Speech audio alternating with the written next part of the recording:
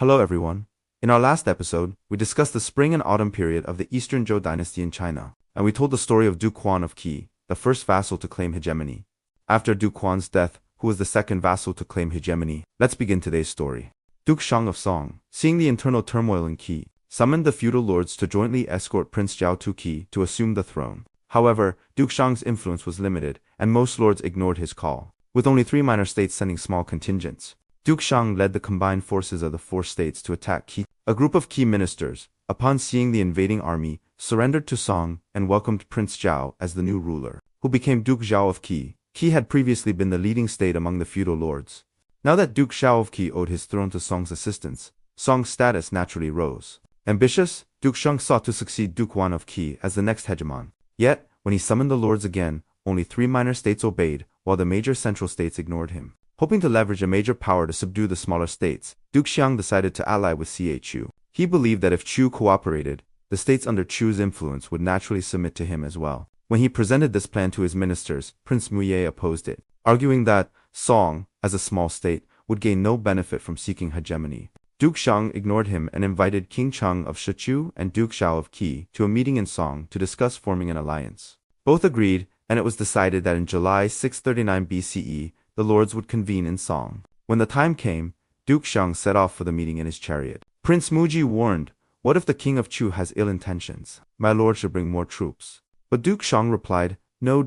We are holding this meeting to end war. How can we bring an army ourselves?" Unable to persuade him, Prince Muye followed empty. At the meeting, King Cheng and Duke Xiang both vied for leadership. Ku's influence was greater, and more lords sided with it. As Duke Xiang angrily argued, Chu's attendants suddenly shed their outer robes, revealing gleaming armor, and seized him. Only after mediation by Lu and Qi, which granted Chu the leadership, was Duke Xiang released. Humiliated, especially by the opposition of Duke Li of Zheng who sided with Duke Xiang sought revenge by attacking Zheng in 638 BCE. Zheng appealed to Chu for help. Instead of aiding Zheng, King Cheng sent a large force to directly attack Song. Caught off guard, Duke Xiang hurried back to defend his state. The Song army camped on the southern bank of the Hong River, facing the Shu forces. As the Shu army began crossing the river, Prince Muye urged Duke Xiang, "They are underestimating us. If we strike mid-crossing we can win." But Duke Xiang refused, saying, "No. We are a state of righteousness. Attacking before they finish crossing is dishonorable." By the time the Chu army had fully crossed and was forming ranks, Prince Muye pleaded again, "Now is our last chance. Attack before they finish deploying." But Duke Xiang scolded him, "You lack righteousness. How can we attack an unformed army?" Soon, the Chu forces charged like a flood, overwhelming Song's defenses. Duke Xiang, still trying to rally his troops, was struck by an arrow in the thigh. Only the desperate efforts of his generals saved him. Back in the capital Shangqi, the people criticized Duke Xiang for his foolish tactics. When Prince Muhai relayed their complaints, Duke Xiang, nursing his wounds, said, "A righteous warrior does not harm the wounded or capture the gray-haired." Exasperated, Prince Muje retorted, "War is about victory. If you fear harming the enemy, why fight at all?" Duke Xiang died a year later from his injuries. On his deathbed, he told his heir, "Chu is our enemy. Seek revenge." Prince Chang'er of Jin is a man of ambition. He will be Ahegemon. Turn to him in need. Chang'er was a son of Duke Xian of Jin. In his old age, Duke Xian favored consort Li Ji and sought to make her son Ziki his heir, even killing the crown prince, Shen Sheng.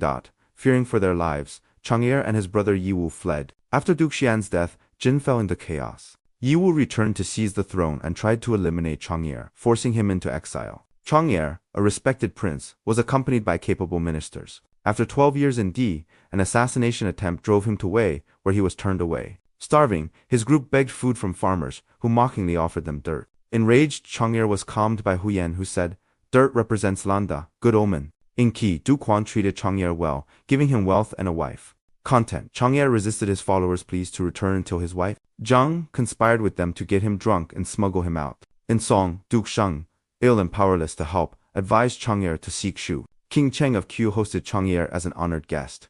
Once joking, he asked how Chang'er would repay him. Chang'er pledged, "If I return to Jin, I will ensure peace between our states. If we must fight, I will retreat 99 3-days march in your honor." The Shu general, Cheng Dechen, angered, urged King Cheng to kill Chang'er, but the king refused. When Duke Mu of Qin invited Chang'er, he was sent there. Duke Mu had previously helped Yiwu become Duke Hui of Jin, but Yiwu later turned against Qin. After Yiwu's death, his son continued the feud, prompting Duke Mu to support Chang'er.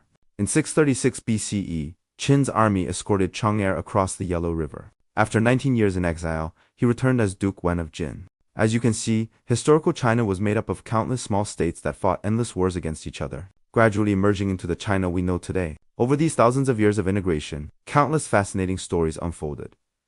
I'm a Chinese high school student, and in my free time, I create this video to share the stories I find most intriguing, thought-provoking, and fun stories that will help you understand China better. Thank you for your attention and support.